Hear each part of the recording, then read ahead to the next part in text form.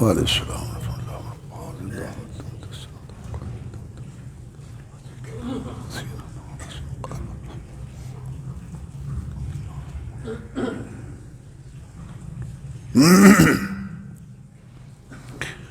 إن الحمد لله نحمده ونستعينه ونستغفره ونعوذ بالله من شرور أنفسنا ومن سيئات أعمالنا من يهده الله فلا مضل له ومن يضلله فلا هادي له وأشهد أن لا إله إلا الله وحده لا شريك له وأشهد أن محمدا عبده ورسوله صلى الله عليه وسلم أما بعد فإن خير الحديث كتاب الله وخير الهدي هدي محمد صلى الله عليه وسلم وشر الأمور محدثاتها وكل محدثة بدعة وكل بدعة ضلالة وكل ضلالة في النار فأعوذ بالله من الشيطان الرجيم ولا تنكحوا المشركات حتى يؤمنن ولأمة مؤمنة خير من مشركة ولو أعجبتكم ولا تنكحوا المشركين حتى يؤمنوا ولعبد مؤمن خير من مشرك ولو أعجبكم أولئك يدعون إلى النار والله يدعو إلى الجنة والمغفرة بإذنه ويبين آياته للناس لعلهم يتذكرون۔ اسلام کو دنیا کے تمام ادیان پر برتری اور فوقیت حاصل ہے، یعنی اسلام عالمگیر مذہب ہے اور اسلام انسانیت کے تمام مسائل چاہے ان کا تعلق اس دنیا سے ہو یا مرنے کے بعد سے ہو اس کی رہنمائی کرتا ہے، اور اس کو تمام دینوں پر فوقیت برتری حاصل ہے، اور یہ پوری دنیا کے لیے۔ اللہ تعالیٰ نے ارشاد فرمایا قُلْ يَا أَيُّهَا النَّاسُ إِنِّي رَسُولُ اللَّهِ إِلَيْكُمْ جَمِيعًا، کہ پیارے پیغمبر جناب محمد الرسول اللہ صلی اللہ علیہ وسلم آپ اعلان کر دیں کہ اے دنیا کے لوگوں، حاکم محکوم خادم مخدوم امام مقتدی عربی اجمی شہری دیہاتی عالم جہل سب کے لیے اللہ کا رسول، حتیٰ کہ جنوں کے لیے۔ اللہ تعالیٰ نے ارشاد فرمایا تبارک الذی نزل الفرقان علی عبدہ لیکون للعالمین نذیرا، برکت والی ہے وہ ذات جس نے فرق کرنے والی کتاب اتاری قرآن، جس نے آ کے حق اور باطل، سچ اور جھوٹ، صحیح اور غلط میں فرق کیا، بتایا لوگوں کو کہ صحیح راستہ کیا ہے اور غلط کیا ہے۔ کیوں نازل کی کتاب؟ اپنے بندے پر، تاکہ وہ سارے جہان والوں کو ڈرائے۔ تو اللہ نے ارشاد فرمایا وَمَا أَرْسَلْنَاكَ إِلَّا رَحْمَةً لِلْعَالَمِينَ وَمَا أَرْسَلْنَاكَ إِلَّا كَافَّةً لِلنَّاسِ بَشِيرًا وَنَذِيرًا۔ پیارے پیغمبر صلی اللہ علیہ وسلم، ہم نے آپ کو پوری دنیا جہان کے لیے رحمت، نبی رسول، خوشخبری دینے والا نیک لوگوں کو جنت کی اور ڈرانے والا بروں کو جہنم سے بنا کے بھیجا۔ جناب محمد الرسول اللہ صلی اللہ علیہ وسلم ارشاد فرماتے ہیں کہ اس اللہ کی قسم ہے جس کے ہاتھ میں میں محمد صلی اللہ علیہ وسلم کی جان ہے، کوئی یہودی، کوئی عیسائی میری نبوت رسالت کا اس کو پیغام پہنچے، مجھ پر ایمان نہ لائے، وہ جہنم میں جائے گا۔ آپ پوری دنیا کے لیے نبی اور رسول ہیں، اور آپ کے آنے کے بعد ساری کتابیں منسوخ، ساری شریعتیں منسوخ۔ تو اسلام کو تمام ادیان پر برتری فوقیت حاصل ہے. ایک تو اسلام کا دعویٰ ہے کہ میں عالمی مذہب ہوں، پوری دنیا کے لیے ہوں، اور ایک اس کی تعلیمات جو ہیں وہ بتاتی ہے ہر شعبہ ہر زمانہ کے لیے. اب یہودیت، خود یہودیوں کی کتاب میں لکھا ہے کہ یہودی صرف وہی ہوتا ہے جو یہودا کی نسل سے، بنی اسرائیل سے، اس کے علاوہ کوئی یہودی نہیں، نہ ہمیں تبلیغ کرنی ہے. تو عالمی مذہب نہیں ہے یہودیت. عیسائیوں کی کتاب میں لکھا ہے، یہ جو تبدیل شدہ ہے اس کے اندر بھی موجود ہے کہ عیسیٰ علیہ السلام نے آ کے کہا کہ میں تو صرف بنی اسرائیل کی بھیڑوں کو اکٹھا کرنے کے لیے آئے ہوں. یہ بھی عالمی مذہب نہیں ہے. ایسے فساد مچا رکھا ہے ساری دنیا میں عیسائی بنانے کو. یہ آسمانی مذاہب ہے.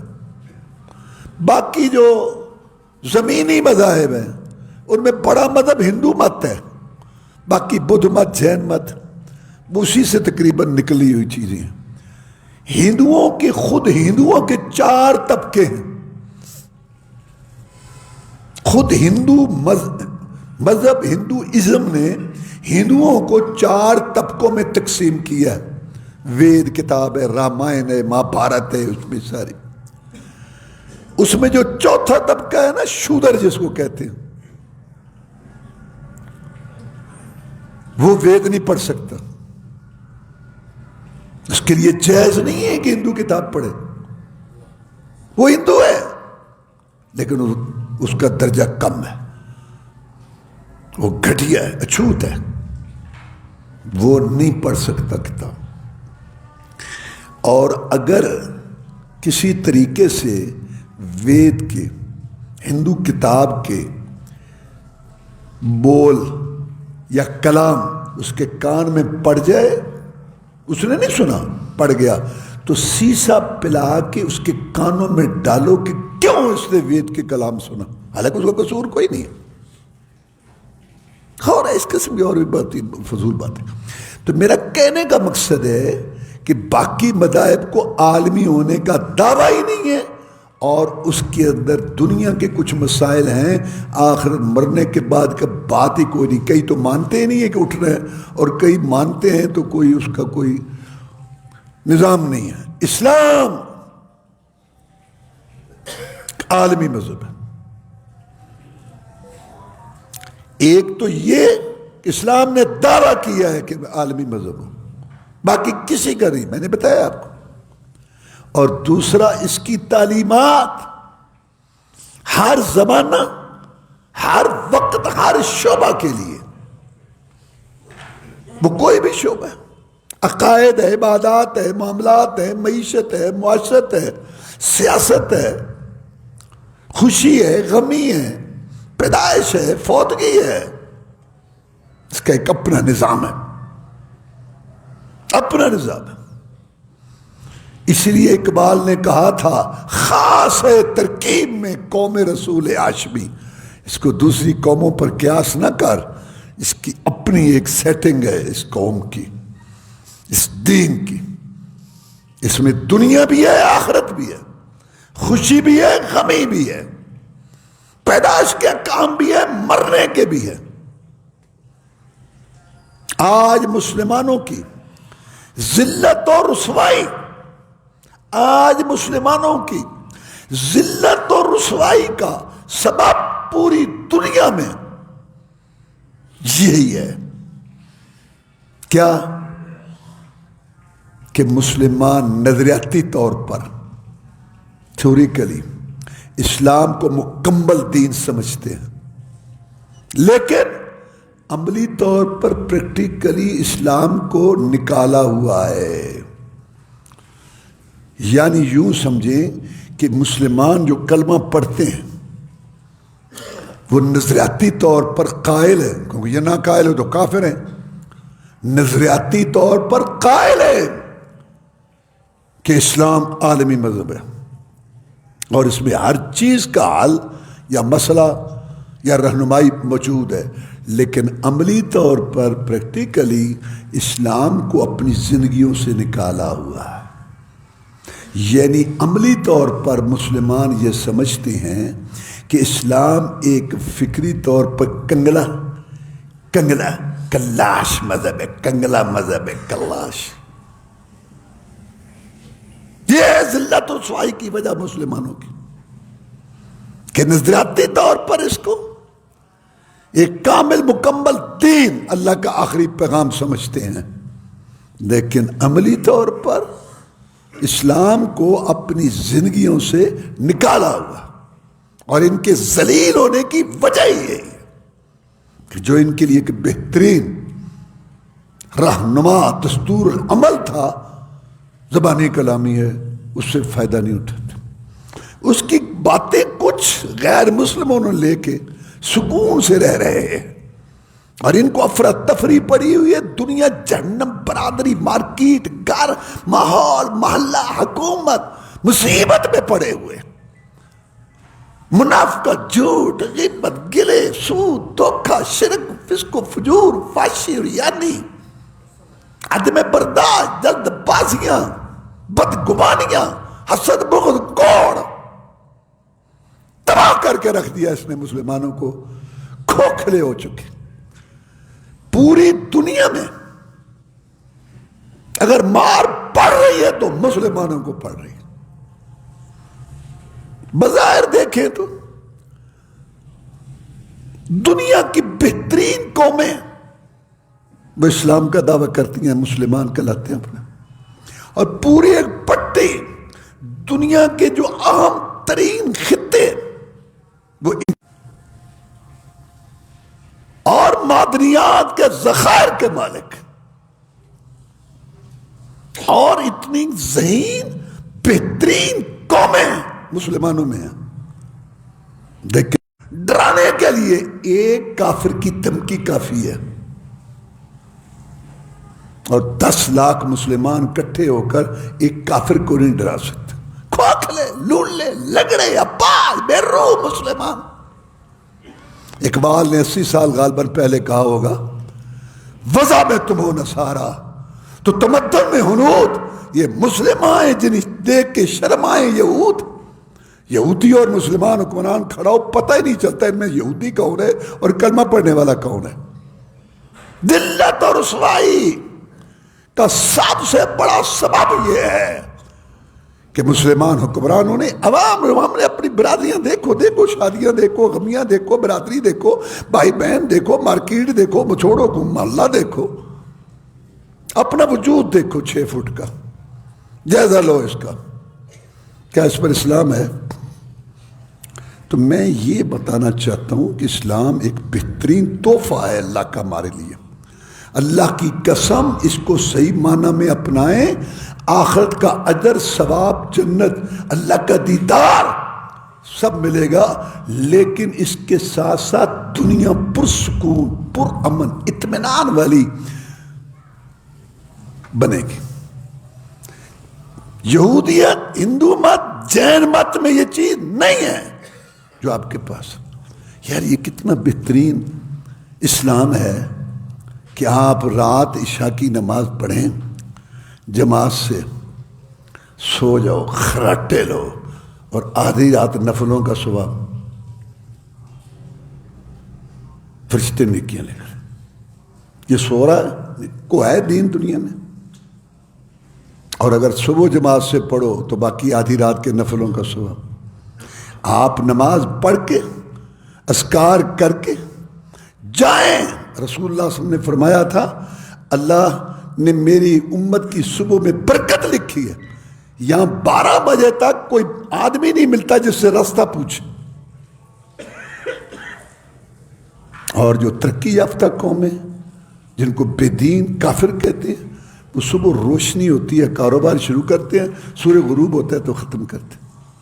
یہ ساری رات 1 2 3 بجے یہ زندگی ہے یار، فطرت اور انسانیت کے خلاف.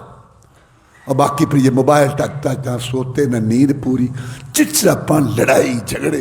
کیا میں کوئی کس بات کو کہوں آپ کو؟ ہم نے اپنی دنیا خود جہنم بنائی. شاید ہمارے لیے یہ ہے خسرت دنیا والآخرہ کہ ان کی دنیا بھی برباد آخرت بھی برباد. کہتے کو ہم مسلمان ہیں. تو بہرحال میں یہ کہنا چاہتا تھا، بہت دکھ کی بات، آپ بھی سے ماشاء اللہ آپ بھی مسلمان ہیں، آپ بھی محسوس کرتے ہیں، بس ایسی عجیب سے. تو ہماری دنیا آخرت تباہ ہو رہی ہے یقین حکمرانوں کے بھی، اور اکثر کوئی اللہ کے بندے اپنا مسئول ذاتی کو ہو تو مارکیٹیں دیکھو، برادریاں دیکھو، ہمارے محلے دیکھو، خاندان دیکھو، بازار دیکھو، پتہ ہی نہیں چلتا کہ یہ ہندوؤں سکھوں یہودیوں کے محلے یہ برادریاں ہیں یا مسلمان. نماز ہی دیکھ لو، کتنے لوگ ہیں جو نماز پڑھتے ہیں. ساری دنیا متفق ہے کہ جھوٹ بری بات ہے. بتاؤ کون بچا ہوا ہے؟ سود، دھوکہ، جوا سارا. تو بہرحال میں یہ کہہ رہا تھا کہ اسلام کی خوشی بھی اپنی، غمیں بھی اپنی، اور مسلمانوں کی ذلت کی وجہ یہ ہے کہ انہوں نے عقیدہ وہاں سے لے لیا، سیاست میں جمہوریت وہاں سے لے لی، عقیدے میں شرک کی ملاوٹ ہندو مت وہ لے لیا، اور معیشت کے اندر سود، انشورنس، دھوکے، جوئے کو شامل کر لیا، اور معاشرت کے اندر بے روی، فحشی، یعنی بے پردگی، گند مند، گانا کلچر، موبائل، گند مند اس کو داخل کیا ہوا. اور شادی گھروں میں ہندوؤں سکھوں کی رسمیں، کیا یہ مسلمانوں کی شادی ہیں کہ 2-2 گھنٹے وہاں ٹائم ضائع ہوتا ہے اور نمازیں گئی؟ اور پھر ان کی شادیاں دیکھو، رسم و رواج ہفتہ ہفتہ ہفتہ ہفتہ. توبہ میرا، اب ایسے بے دردی سے پیسہ اڑا، سارا حرام کا تو کٹا. واللہ جتنا بھی کسی کے پاس پیسہ ہو نا، حلال کا ہو، اس طرح اللہ تللے نہیں کر سکتا، نہیں کر سکتا، وہ سب حرام کا پیسہ ہے، نمود نمائش ہے جو سارا. تو فکری طور پر مسلمان اسلام کو کنگلا سمجھتے ہیں، کنگلا. وہاں سے سیاست لے لی، وہاں سے معیشت لے لی، وہاں سے معاشرت لے لی، اور وہاں سے جو ہے نا عقیدہ لے لیا، اور عبادت بھی بس نقل نہ کری دوسروں کی. فوتگی پہ بھی سارے کام ہندوؤں والے، شادی پہ انگریزوں والے. بدنام ہے مسلمانوں کا. تو نکاح اور شادی انسانی زندگی کا ایک اہم واقعہ ہے. اس کے متعلق کیسے ہو سکتا تھا کہ اسلام کی ہدایات نہ ہوتی؟ تو اللہ تعالیٰ نے ارشاد فرمایا سورہ بقرہ میں، مشرک لڑکیوں عورتوں سے نکاح نہ کرو جب تک ایمان نہ لائیں، چاہے وہ تمہیں کتنی خوبصورت، مالدار، خاندانی، پرکشش نظر آتی ہو. میں رب مالک، تم میرے بندے غلام، میرا حکم ہے. جو میرے دشمن ہیں، اللہ اللہ اللہ اللہ، شرک کرنے والے بغاوت، اللہ کی بغاوت کرتے ہیں، جو میرے دشمن ہیں، میرے بندوں، میرے ساتھ ایمان کا دعویٰ کرتے ہو اور پھر مشرک لڑکیوں عورتوں سے شادیاں کرتے ہو، مت شادی کرو مشرک عورتوں سے. جو میرے نہیں بنے تیرے کیا بنیں گے؟ میں جانتا ہوں تیرے لیے کیا بہتر ہے. میں مولا نے تجھے پیدا کیا، تیرے رگ و ریشے، میلانات، جذبات سے میں واقف ہوں. تجھے بھی اپنے متعلق اتنا نہیں پتا جتنا مجھے تیرے متعلق پتا ہے کہ تیرے لیے کیا بہتر ہے اور کیا نہیں. یہ ایک لطف اندوز زندگی ہے یار، میاں بیوی کی کتنی بہترین. رسول اللہ صلی اللہ علیہ وسلم نے فرمایا دنیا میں ایسے 2 دوست نہیں دیکھے گئے جوڑا جتنا تعلق یا دوستی میاں بیوی میں ہے. اللہ کرے کہ صحیح یہ جوڑے بنے. واللہ ایسا لطف سکون کب ہوگا؟ جب تمہارا عقیدہ اور ہے، اس کا اور ہے. وہ شرک کرتی ہے، کیسے تم بتاؤ کیسے تمہارا وقت گزرے گا اس کے ساتھ؟ چڑ چڑ چڑ چڑ شر شر شر شر ہی ہوتی رہے گی ہر وقت. تو اللہ نے بالکل صحیح کہا کہ مشرک عورتوں، لڑکیوں سے نکاح نہ کرو. اس کے مقابلہ میں ایک لونڈی، نوکرانی، وہ بہتر ہے جب ایمان والی ہو. پہلے تم ایمان کو دیکھو، عقیدہ تمہارا اس کا ملتا ہو، نظریہ ملتا ہو۔ اور آگے فرمایا کہ اپنی بہنوں لڑکیوں کے نکاح مشرک مردوں سے نہ کرو حتیٰ کہ وہ ایمان لائیں، کتنے ہی تمہیں اچھے لگتے ہیں، خوبصورت، اٹے کٹے، لمبے تڑنگے، مال جداد، چھوڑو ان کو۔ اس کے مقابلہ میں غلام، نوکر، ایماندار، وہ تمہارے لیے بہتر ہے۔ اس کی اصل تو مسئلہ شادی کا کیا ہے؟ سکون، پیسے میں، خاندان میں، دولت میں، تعلیم میں، ڈگریوں میں سکون نہیں ہے۔ سکون ہے ہم آہنگی، ذہن ملے، اور ذہن میں سب سے پہلی بات عقیدہ، نظریہ ہے۔ باقی اگر باتوں میں، مثلا کپڑے میں، انتخاب میں، ایک مثال دے رہا ہوں، کھانے کے انتخاب میں اگر اتفاق نہیں ہے کہ نہیں میں نے یہ پسند کرتا ہوں، اس میں تو کتنا نہیں مسئلہ بات، لیکن عقیدے، نظریے میں موٹی سی بات، کیسے زندگی گزرے گی، سکون کہاں سے آئے گا؟ اپنی لڑکیوں، بیٹیوں کے نکاح مشرکوں سے نہ کرو حتیٰ کہ ایمان لائیں۔ اس کے مقابلہ میں ایک غلام، نوکر، مومن، ایمان والا، وہ بہتر ہے، اگرچہ وہ تمہیں مشرک اچھے ہی لگیں۔ اللہ کہتا ہے یہ جو میں تمہیں ہدایات دے رہا ہوں، مجھے کیا، میں تو تمہارے فائدے کے لیے کر رہا ہوں۔ یہ لوگ جہنم کی طرف بلاتے ہیں، میں مولا جنت بخشش کی طرف بلاتا ہوں۔ اور اللہ تعالیٰ یہ مسائل ایتیں بیان کرتا ہے لوگوں کے لیے تاکہ وہ سمجھیں، اپنی دنیا پر سکون بنائیں، نصیحت حاصل کریں۔ جناب محمد الرسول اللہ صلی اللہ علیہ وسلم نے ارشاد فرمایا کہ عورت سے نکاح کیا جاتا ہے 4 وجہوں سے۔ لوگ عموماً 4 چیزیں دیکھتے ہیں: خاندان، مال، حسن اور اس کا دین۔ میرے امتی تو پہلے دین دیکھ، اس کے بعد حسن ہے، مال ہے، خاندان ہے، ٹھیک ہے، اسلام کو کوئی اعتراض نہیں، پہلے دین دیکھو، اس کے ساتھ مال ہے، حسن ہے، خاندان ہے، ٹھیک ہے۔ یہ کامیابی، پائیداری، سکون، اور اس کا اثر پھر اولاد پر بھی اچھا پڑتا ہے۔ جب گھر میں چٹ چٹ چٹ چٹ چٹ ہوتی ہے تو اولاد بھی ایسی ہوتی ہے، اللہ بیچاری اولاد پریشان ہو جاتی ہے جب وہ یہ کیا مسئلہ ہے، چپ رہتے ہیں، لیکن ان کی جو پرورش نشوونما ہو رہی ہوتی ہے نا، وہ ساری منفی ہو رہی ہوتی ہے۔ یہ معاشرے کا توڑ پھوڑ ہے، عدم استحکام ہے، معاشرے کی تباہی ہے۔ غلط انتخاب کیا ساتھی کا، یا کر دیا گیا اس کے لیے جنہوں نے کرنا تھا۔ آپ نے ارشاد فرمایا لوگ نکاح کرتے ہیں، ان 4 چیزوں کو سامنے رکھتے ہیں، کوئی مال دیکھتا ہے، کوئی حسن دیکھتا ہے، اور کوئی جو ہے وہ خاندان، برادری دیکھتا ہے، دین، عقیدہ دیکھتا ہے۔ میرے امتی تو دین کو مقدم رکھ، فاظفر بذات الدین۔ کتنا بھی انتشار ہے، بیرا روی ہے، لوگوں میں بس اللہ معاف فرمائے جلد بازیاں ہیں، غصے جو بھی ہیں، لیکن پھر بھی اگر آپ جائزہ لینا تو جو شادیاں صرف دین کی بنیاد پر ہوئی ہیں نا، ان میں کچھ قدرے دوسروں سے سکون اور امن نظر آئے گا آپ کو۔ اور جنہوں نے برادری کو آگے رکھا، پیسے کو آگے رکھا، خوبصورتی کو آگے رکھا، اس کی نسبت زیادہ تباہی، توڑ پھوڑ اور زیادہ جو ہے پریشانیاں ان شادیوں میں، کیونکہ رسول اللہ صلی اللہ علیہ وسلم کی بات سچی، وہ اپنی طرف تھوڑی کر رہے ہیں، اللہ کے دین کو آگے رکھو، دین۔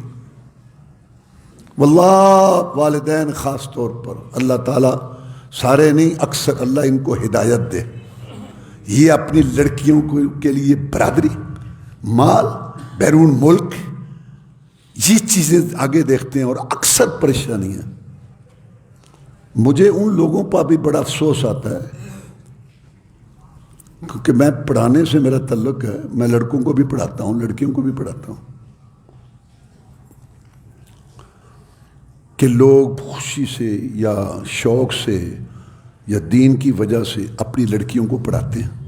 میں دینی تعلیم کی بات کر رہا ہوں، ماشاءاللہ وہ بڑی عالمہ فاضلہ بڑی صحیح ہو جاتی ہے الحمدللہ۔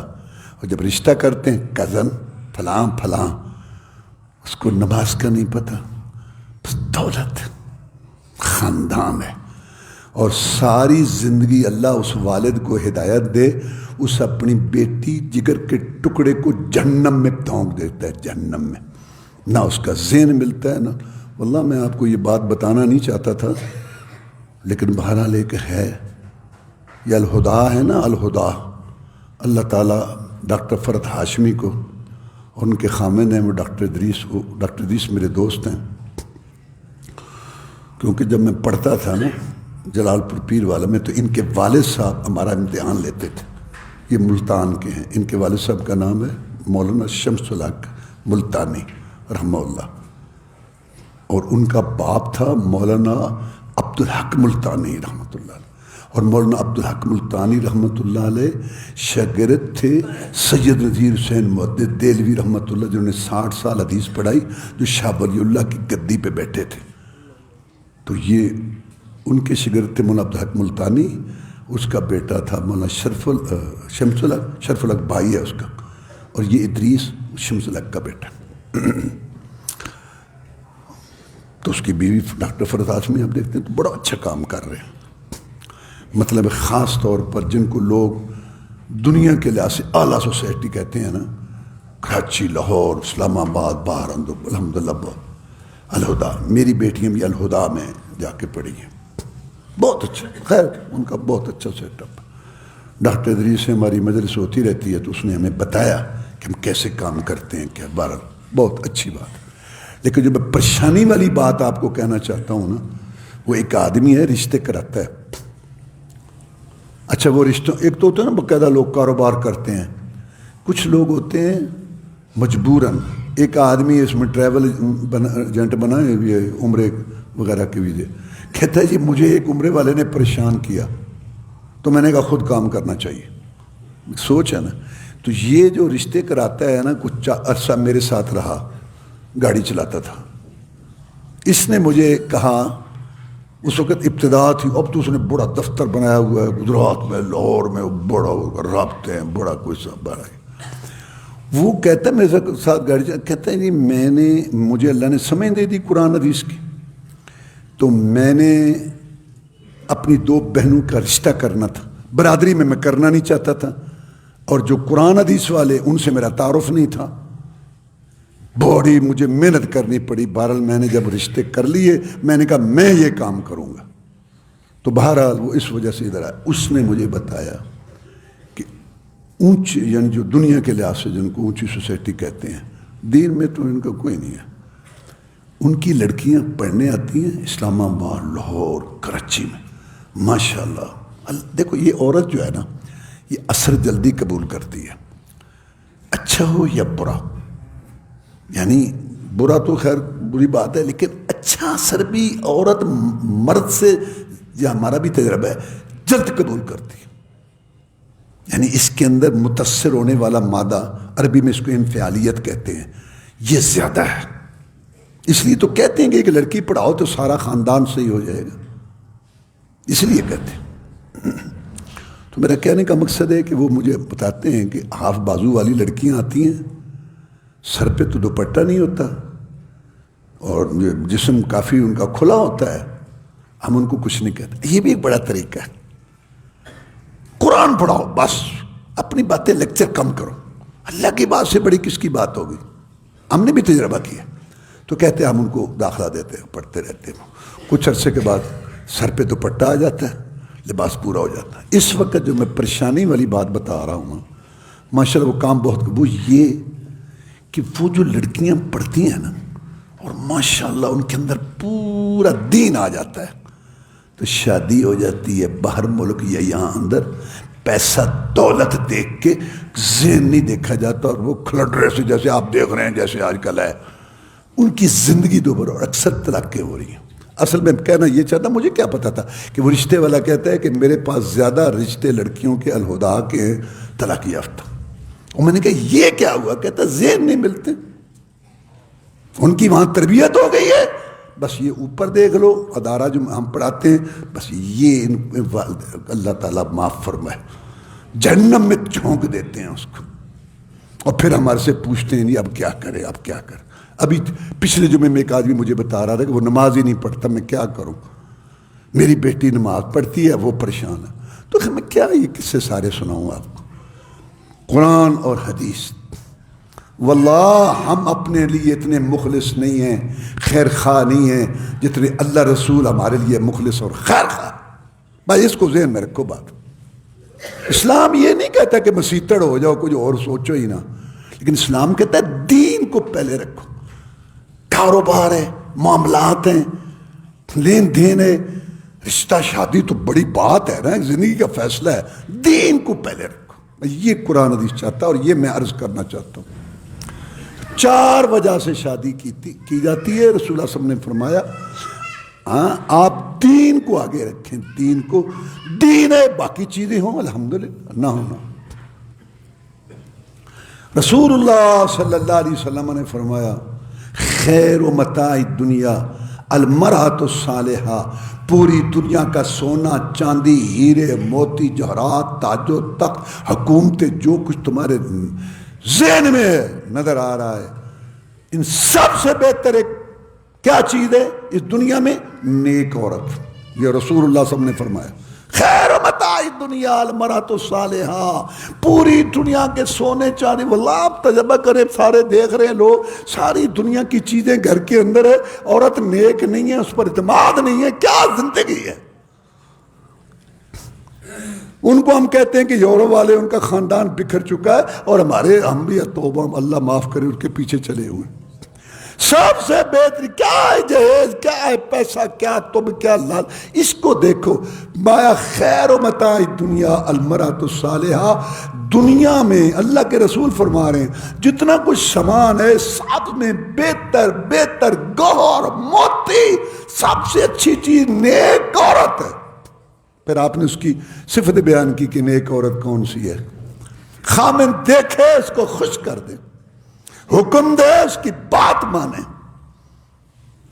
اور دوسری حدیث میں کہ 5 ٹائم نماز پڑھے، رمضان کے روزے رکھے، خامن کی اطاعت کرے، اس کی غیر حاضری میں اپنی جان اور اس کے مال کی حفاظت کرے.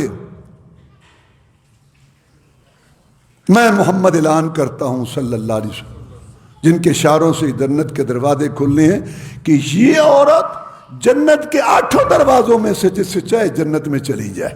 وآخر دعوانا الحمدللہ رب العالمین.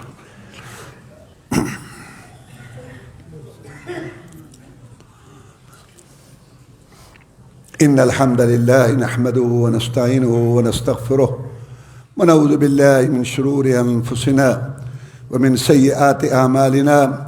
من يهده الله فلا مضل له ومن يضلل فلا هادي له. واشهد ان لا اله الا الله وحده لا شريك له واشهد ان محمدا عبده ورسوله صلى الله عليه وسلم.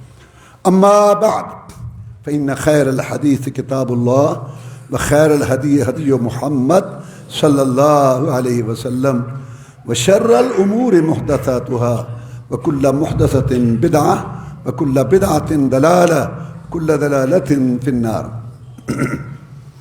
جناب محمد الرسول اللہ صلی اللہ علیہ وسلم ایک دفعہ تشریف فرماتے، صحابہ کرام بیٹھے تھے رضوان اللہ علیہ مجمعین. ایک آدمی گزرا، سردار قسم کا، مالدار قسم کا آدمی. آپ نے پوچھا اپنے ساتھیوں سے تمہارا اس کے متعلق کیا خیال ہے؟ اس نے کہا جی بڑا آدمی ہے، بڑا نام ہے اس کا، یہ اگر کہیں نکاح کا پیغام بھیجے نا، کیسا بھی کرانا ہو، یہ نکاح کا پیغام بھیجے کہ میں تمہارے گھر میں شادی کرنا چاہتا ہوں، تو اس کی بات مانی جائے گی اور اس کی بات لوگ قبول کریں گے، کہیں گے ہاں ٹھیک. اگر یہ بات کرے لوگ سنیں گے، توجہ کریں گے. اگر یہ کسی کی سفارش کر دے تو کوئی اس کی سفارش رد نہیں کرے گا، مانیں گے یہ ایسا آدمی ہے۔ آپ خاموش رہے۔ پھر ایک اور گزرا فقراء مسلمانوں میں سے، فقراء مسلمانوں، یعنی مسلمان تھا لیکن مال نہیں تھا۔ آپ نے پوچھا اس کے متعلق کیا خیال ہے؟ کہتے یہ بیچارہ مسلمان ہے، فقیر قسم کا، مال دولت ہے نہیں، یہ نکاح کا پیغام کہیں بھیجے تو کوئی قبول نہ کرے، چل کم کر اپنا۔ تو یہ جرت کیسی ہوئی ہے ہم سے رابطہ کرنے کی؟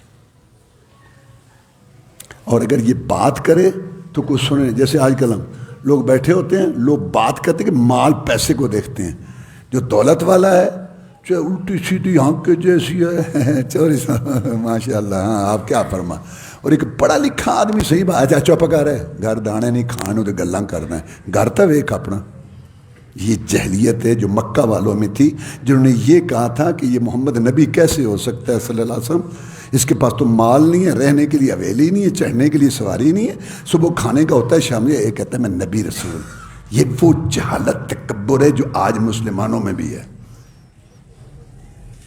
آپ نے میں اس کے متعلق کیا خیال ہے؟ جناب مسلمان ہے، فقیر ہے، مال نہیں ہے، نکاح کا پیغام بھیجے، کوئی اس کا نکاح کا پیغام قبول نہ کرے، بات کرے کوئی سنے نہ، سفارش کرے کوئی مانے نہ۔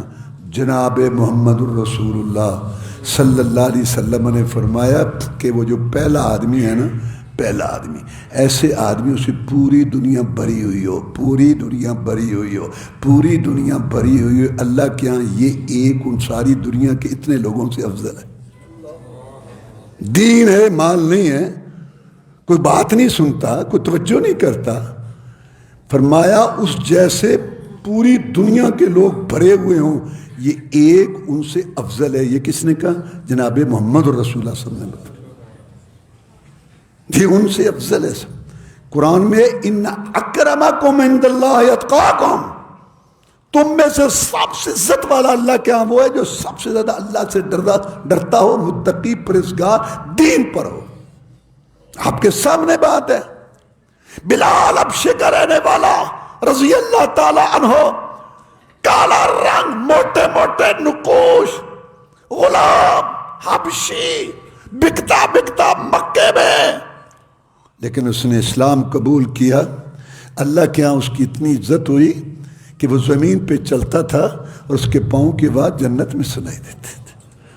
رسول اللہ صلی اللہ علیہ وسلم نے فرمایا مجھے جنت دکھائی گئی، میں ایسے دیکھ رہا تھا تو بلال تمہارے پاؤں کی آواز آ گئی، وہ کیا کام کرتے ہو، کیا عمل کرتے ہو؟ انہوں نے کہا جی اور تو پتہ نہیں ہے، جب بھی وضو کرتا ہوں 2 رکعت پڑھ لیتا ہوں۔ بظاہر 2 رکعت تمہارے نزدیک کوئی چیز نہیں، اللہ کے ہاں اس کی بڑی قیمت، بڑی قیمت۔ اور اس کے مقابلہ میں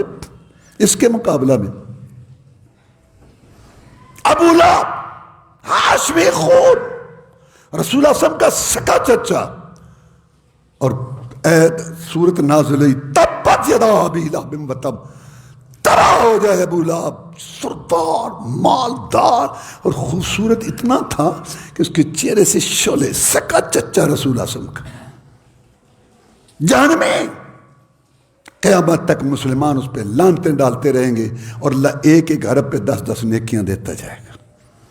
اللہ کے ہاں معیار اور ہے، تمہارے ہاں معیار اور ہے۔ تو اللہ تبارک و تعالیٰ کے نبی صلی اللہ علیہ وسلم نے بھی ہمیں یہ بات سمجھائی، پہلے دین ایمان پر ہو، اس کے بعد مال ہو، حسن ہو، خاندان ہو، اسلام کو اس پہ کوئی اعتراض نہیں، لیکن دین کو مقدم کرو۔ اگر سکون چاہتے ہو، یہ رشتے میں نہیں، ہر چیز میں، کاروبار میں، معاملات میں، پڑوسی بننے میں، لین دین میں ہے، واللہ ہر چیز میں اس کو دیکھو۔ اور یہ بیوی تو دوست ہوتی ہے، ساتھی ہے، اچھا ہوگا تو اچھا اثر پڑے گا، برا ہے تو برا اثر پڑے گا۔ حدیث میں کہ رسول اللہ صلی اللہ علیہ وسلم نے فرمایا اچھی صحبت بری صحبت کی مثال ایسے ہے جیسے خوشبو کی ایک دکان ہو، آدمی وہاں جائے، یا خوشبو خریدے گا، یا وہ تحفہ دے دے گا، تو کم از کم وہاں اگر بیٹھے گا تو خوشبو تو آتی رہے گی نا. یہ تو عام دوست کی، تو بیوی نے تو ساتھ رہنا ہے یار. اور دوسری بری صحبت کی مثال لوہے کی پٹھی ہے، وہاں جا کے بیٹھے گا آدمی، کپڑے جلیں گے نہیں تو دھواں آئے گا، کپڑے کالے تو ہو جائیں گے. یہ آپ نے مثال دی اچھے دوست. اور ایک اور حدیث میں کہ فرمایا آدمی دوست کے مذہب پر ہوتا ہے، سوچ کے دوست بناؤ. تو اگر بیوی اللہ نہ کرے بے دین ہوئی، کوئی اس طرح ہوئی، تو وہ جو ہے اللہ معاف فرمائے سارا نظام ہی، سارا اولاد ہی ساری اس کے پیچھے ساری وہ خراب ہو جائے. اس لیے چناؤ جو ہے نا، یہ چند لمحوں یا ثانیوں کے لیے یا دنوں کے لیے تو اسلام یہ کہتا ہے. تو جس نے ساری زندگی ساتھ رہنا ہے اس کو تو اور زیادہ. اچھا آگے جب یہ اللہ نے کہا نا کہ مشرکوں سے اپنی بیویوں اپنی بیٹیوں بہنوں کے نکاح نہ کرو، اس سے معلوم ہوا ولی کے بغیر نکاح نہیں ہوتا. ولی کے بغیر نکاح حرام. اور قرآن کی تشریح کون کرتے ہیں؟ محمد الرسول اللہ صلی اللہ علیہ وسلم. ایما امرأ نکحت نفسها بغیر اذن ولیہا فنکاحها باطل باطل باطل. 28 صحابہ روایت کرتے ہیں، 28. کیا کہ جو عورت اپنا نکاح کرتی ہے ولی کے بغیر، اس کا نکاح باطل ہے باطل ہے باطل ہے. فرمایا لا نکاح الا بولی، ولی کے بغیر نکاح نہیں ہوتا. قرآن کہتا ہے نہ نکاح کرو مشرکوں سے، یعنی کہ اپنی بیٹیوں اور بہنوں کے. اس کا مطلب ہے کہ نکاح کا اختیار ولی کے ہاتھ. لڑکی کی رضامندی ضروری ہے، ولی بھی ضروری ہے، گواہ بھی ضروری ہے، مار بھی ضروری ہے، چاہے اس وقت ذکر نہ بھی ہو تو بعد میں اس کے یہ 4 چیزیں ضروری ہیں. لڑکی کی رضامندی بھی ضروری ہے اور ولی بھی ضروری ہے. اگر فرض کرو ماں باپ سمجھتے ہیں رشتہ، اچھا بچی نہیں سمجھ رہی بچپنے کی، اس کو سمجھایا جائے، قائل کیا جائے. زبردستی نکاح نہیں ہو سکتا. اسلام نے کیسے سب کو ہدایت، اور بغیر ولی کے نکاح نہیں ہوتا. والد ولی ہے، وہ نہیں ہے تو بھائی ہے بہن کے لیے ولی. یہاں میں فون آتا ہے، وہ جی لڑکی تیار ہے شادی پہ، ابھی فون آیا تھا، اور ماں بھی اس کی راضی ہے، سارے گھر والے راضی ہیں، اور ماما کا کوئی ماما کوئی ولی نہیں بنتا. میں آپ کو بتا دوں، ہاں ولی باپ ہوتا ہے یا وہ بھائی ہے. اللہ نہ کرے یہ نہ ہو تو پھر چچے کے بہرحال. یہ تو کہنا میں یہ چاہتا ہوں کہ کہتے ہیں جی، میں نے کہا جب ولی ہی نہیں ہے، ہنڈیا پکا رہی ہے، اس میں پانی بھی ڈال دیا ہے، اور اس میں پیاز بھی ڈال دیے ہیں، ادرک بھی ہے، اور اس میں مرچ بھی ہے، سارا کچھ. اوہو دال تو پائی کوئی نہیں. ہاں ولی بنیاد اس نے یار کیا میں آپ کو بتاؤں، ساری زندگی جس نے پالا پوسا، جگر کا ٹکڑا، اور اس کی آسائشوں کا خیال رکھا، کیسے اس کو اللہ معاف فرمائے. تو یہ جو عدالتوں میں نکاح، سن لو، یہ جو عدالتوں میں نکاح ہو رہے ہیں نا، لڑکیاں جا عدالتیں جا، غلط حرام زراکاری ہے. بغیر ولی کے نکاح نہیں ہوتا.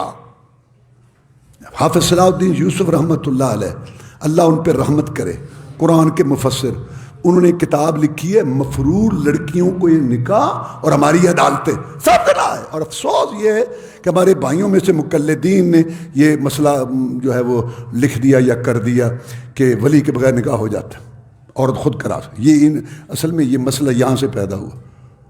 ساری خرابی، حلالہ بھی انہوں نے جائز کر دیا، ادھر سے حلالہ جائز کر دیا، ادھر سے ولی کے بغیر نکاح جائز کر دیا. تو یہ غلط بات ہے، یہ انہوں نے کیا ٹھیک ہے، چونکہ اکثریت ان کی ہے تو لہذا وہ چلتا ہے کام. بہرحال ہم قرآن حدیث بتا رہے ہیں. تو یہاں سے جب اللہ نے یہ کہا نا کہ مشرکوں سے نکاح نہ کرو، اور بھی بہت دلائل ہے، تو یہاں سے یہ ثابت ہوئی بات کہ ولی کے بغیر نکاح نہیں، اللہ ولیوں کو کہہ رہا ہے، مطلب اللہ ان کو اختیار دے رہا ہے نا۔ اللہ سمجھنے کی توفیق دے۔ اللہم اعز الاسلام والمسلمین، اللہم انصر الاسلام والمسلمین، اللہم انصر الجہاد والمجاہدین، اللہم نجی اخواننا من السجون، اللہم اشف مرضانا ومرضى المسلمین، اللہم اکفنا بحلالک عن حرامک واغننا بفضلک عمن سواک، اللہم انا نسألک الجنة الفردوس، اللہم انا نسألک الجنة الفردوس، اللہم انا نسألک الجنة الفردوس، اللہم اجرنا من النار، اللہم اجرنا من النار، اللہم اجرنا من النار۔ ربنا تقبل منا انك انت السميع العليم وتب علينا انك انت التواب الرحيم۔ سبحان ربك رب العزة عما يصفون وسلام على المرسلين۔